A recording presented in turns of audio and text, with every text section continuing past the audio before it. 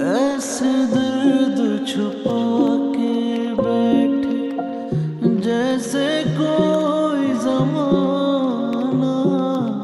Back to my YouTube channel जवाब TV dramas.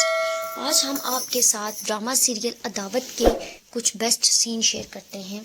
Drama serial अदावत में जमाल अपने कमरे में कुछ तलाश कर रहा होता है कि ड्रॉ में से एक डायरी निकलती है। जैसे ही वो डायरी को खोलता है तो उस डायरी में असद का जिक्र होता है और ये डायरी उसकी बीवी की होती है। वो डायरी को देखते ही आग बगोला हो जाता है और गुस्से से अपनी बीवी को बुलाता है और उसे कहता है कि तुमने मुझसे अपनी जिंदगी का ये सबसे अहम राज क्यों छुपाया कि तुम असद से प्यार करती थी। तो उसकी बीवी उसे कहती है कि जो कुछ भी था वो शादी से पहले था। आप अच्छी तरह जानते हैं कि मेरी और असद की मंगनी 10 साल तक रही है। हम दोनों आपस में कजन्स भी थे। इससे ज्यादा हमारा अब कोई रिलेशन नहीं है। मगर वो किसी तरह भी नहीं मानता। वो उससे माफी भी मांगती है और उसे कहती है कि मुझे बेशक असद से मोहब्बत थी मगर मेरी अब सब वफादारी आपसे है। मगर वो नहीं मानता और गुस्से में उससे कहता है कि अब हम साथ नहीं रह सकते, इसलिए अब तुम्हें पाकिस्तान वापस जाना पड़ेगा। जानी मारिया और असद अपनी हंसी खुशी जिंदगी बसर कर रहे होते हैं। वो बहुत ज्यादा खुश होता है मारिया से, क्योंकि मारिया उसके घर के हर फर्द का ख्याल रखती है, उसकी भी हर जरूरत का खुद ख्याल रखती है। असद मारिया से कहता है कि मैं तो सोचता हूँ न जाने कौन सी नेकी मेरे काम आई जो मुझे तुम जैसा खूबसूरत हमसफर मिला है। लेकिन मारिया दूसरी जानी बहुत परेशान भी है, क्योंकि उसे उसका पुराना मंगेतर बहुत ज्यादा तंग कर रहा है। फहद ने जब से उसको देखा है और उसने ये भी देख लिया है कि ये एक बहुत बड़े अमीर घर में खुशो खुर्रम जिंदगी बसर कर रही है, तो वो उसके पीछे पड़ गया है। दूसरी जानिब अरीबा अपने मियाँ से कहती है कि मुझे चंद पैसे दें ताकि मैं जाकर नूर को स्कूल से ले आऊँ। वो नूर को स्कूल लेने के लिए जा ही रही होती है कि रास्ते में उसे अपना पुराना एक कज़न मिल जाता है। उमैर वहाँ मिलता है और उसे कहता है कि आओ मैं तुम्हें ड्रॉप कर देता हूँ। उमैर एक बड़ी सी शानदार गाड़ी में वहाँ पर आता है। वो उसके हमरा स्कूल के लिए जाती है कि वहीं पर उसकी मुलाकात या की नंद बेबी से हो जाती है। बेबी उसे देखकर चौंक जाती है और फौरन से गाड़ी से उतरती है और अरीबा के पास चली जाती है। जहाँ खड़ी अरीबा को उमैर इसरार कर रहा होता है कि तुम आज मेरे साथ लंच पर चलो, मगर अरीबा उसे बार बार मना कर रही होती है। गुस्से में चिल्लाकर कहती है आज नहीं फिर कभी चलेंगे। मगर इतने में बेबी वहां आकर खड़ी हो जाती है और उससे कहती है कि अगर इतना इसरार कर रहे हैं तो चली जाओ ना। और फिर उससे आंखों ही आंखों में उसे इशारे करके पूछती है कि ये कौन है, तुमने मेरा तारुफ नहीं करवाया। तो वो उसे बताती है कि ये मेरा कज़न उमैर है। बेबी दिल ही दिल में बहुत खुश होती है कि एक तरफ मेरी बहावज का चक्कर चल रहा है और दूसरी जानिब इसका चक्कर चल रहा है। वो कहती है कि ये सारा खानदान ही बिगड़ा पड़ा है। बेबी जैसे ही बच्चों को लेकर घर पहुंचती है तो देखती है कि मारिया लैंडलाइन पर किसी से बात कर रही है। मारिया जैसे ही बेबी को देखती है तो फौरन फोन कट कर देती है। बेबी उससे पूछती है कि किसकी फोन थी, तो मारिया घबरा कर कहती है कि रेहान भाई की। तो वो उससे कहती है क्यों, रेहान के पास तुम्हारा नंबर नहीं है कि वो लैंडलाइन पर कॉल कर रहा है। मगर इस पर मारिया बहुत ज़्यादा परेशान हो जाती है, क्योंकि वो कॉल रेहान की नहीं बल्कि फहद की थी। फहद उसे धमकी देकर कहता है कि अगर आज तुम मुझसे ना मिली तो मैं अपने और तुम्हारे रिलेशन के बारे में असद को सब कुछ सच सच बता दूंगा। ये कहते ही फहद कॉल बंद कर देता है। मारिया भी घबरा कर अंदर चली जाती है। मारिया बहुत ज़्यादा परेशान होती है कि अब इस मामले का हल क्या निकाला जाए।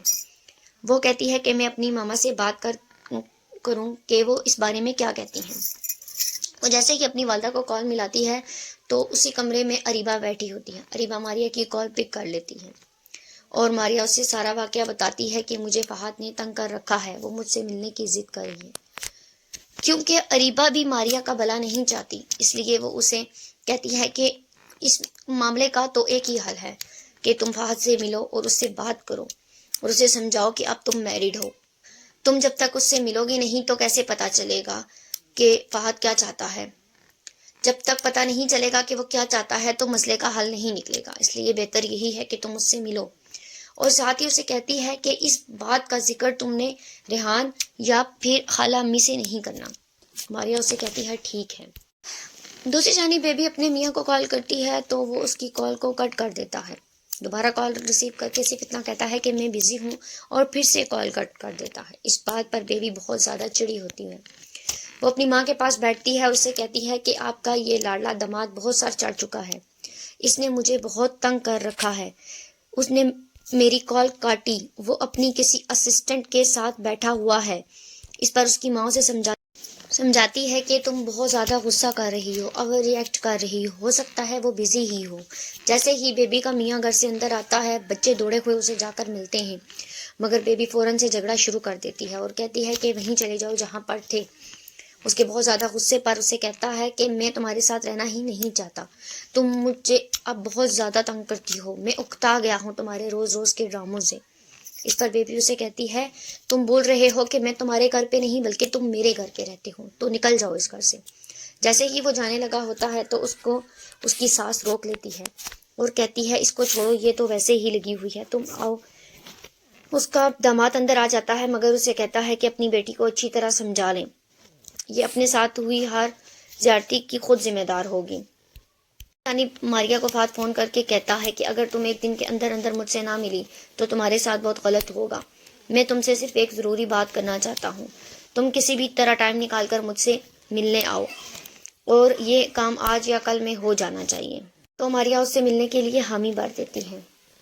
ماریا ملنے کے لیے حامی تو بھر دیتی ہے مگر اریبہ بھی ہاتھ دھو کر اس کے پیچھے پڑی ہوئی ہے، اور جبکہ اس بیبی کو بھی اس پر شک ہو چکا ہے۔ بیبی اپنی ماں سے بھی اس بات کا ذکر کر چکی ہے کہ آپ کی لاڈلی بہو نے مجھے دیکھتے ہی لینڈ لائن سے کال کاٹ دی، کچھ تو دال میں کالا ہے۔ بیبی بھی اب ماریا پر پوری طرح شک کر رہی ہے۔ جب رات کو اسجد گھر آتا ہے تو بیبی اس کے پاس جاتی ہے اور اسے کہتی ہے کہ مجھے میرے میاں نے بہت تنگ کر رکھا ہے۔ وہ اسے سارا واقعہ سناتی ہے مگر اس پر اسجد اسے کہتا ہے تم خام خواہ غصہ کر رہی ہو، اسے کوئی ضروری کام ہوا ہوگا، کام کے سلسلے میں ہی اس نے اسسٹنٹ سے بات کی ہوگی مگر وہ کسی بھی طرح نہیں مانتی۔ اسجد اسے کہتا ہے حوصلے سے کام لو۔ وہ باتوں ہی باتوں میں اشارہ کرتے ہوئے اسجد کے سامنے ماریا کا راز بھی فاش کرنے کی کوشش کرتی ہے اور ماریا کو بھی یہ بات ظاہر کر دیتی ہے کہ وہ ماریا کے بارے میں اچھی طرح جانتی ہے۔ اریبہ اپنی خالہ امی کے کمرے میں بیٹھی ہوئی ہوتی ہے اور ان سے کہتی ہے کہ آپ تو نماز پڑھ کے بہت سی دعائیں کرتی ہیں، تو آپ نے کیا کبھی میرے لیے دعا کی؟ تو اس کی خالہ کہتی ہے ہاں، میں ہمیشہ دعا کرتی ہوں کہ خدا تعالیٰ تمہیں اولاد جیسی نعمت سے نوازے۔ تو اریبہ اسے کہتی ہے کہ چلیں اچھا ہے، میں مان ہی لیتی ہوں کہ آپ میرے لیے دعا کرتی ہیں۔ دوسرے دن صبح دونوں خالہ بانجی ڈاکٹر کے پاس جاتی ہیں۔ اریبہ ڈاکٹر سے پوچھتی ہے کہ کیا میں ماں بن سکتی ہوں؟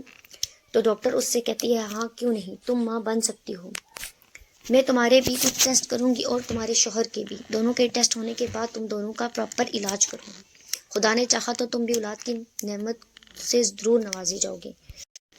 ریحان ایک دن گھر آتا ہے تو کیا دیکھتا ہے کہ اس کی بیٹی اپنے بیڈ کے پاس نیچے فرش پر لیٹی ہوئی اپنی گڑیا سے باتیں کر رہی ہے۔ ریحان اس کے پاس جاتا ہے اور کہتا ہے کہ تم یہاں نیچے کیوں لیٹی ہو؟ تو اسے بیٹی کہتی ہے بابا میں اپنی ماما سے باتیں کر رہی ہوں۔ وہ ڈال کی طرف اشارہ کر کے کہتی ہے۔ ریحان جیسے ہی ڈال کی طرف دیکھتا ہے تو کہتا ہے چلو اچھا یہاں سے اٹھ جاؤ۔ ریحان اس بات کو لے کر بہت پریشان ہوتا ہے کہ میری بیٹی احساس کمتری کا شکار ہو رہی ہے، وہ اپنی ماں کو بہت مس کرتی ہے۔ اس بات کا ذکر ریحان اریبہ سے کرتا ہے کہ میں نے آج دیکھا نور گڑیا سے باتیں کر رہی تھی، نور اپنی ماں کو بہت زیادہ مس کر رہی ہے، تم اس پر تھوڑی سی توجہ دیا کرو تاکہ اسے اپنی ماں کی کمی محسوس نہ ہو۔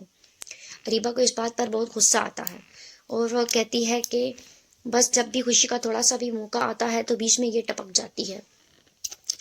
وہ اٹھ کے نور کے کمرے میں جاتی ہے۔ نور جیسے ہی دیکھتی ہے کہ دروازہ کھلا ہے فوراً آنکھیں بند کر لیتی ہے اور سو جانے کا ناٹک کرتی ہے۔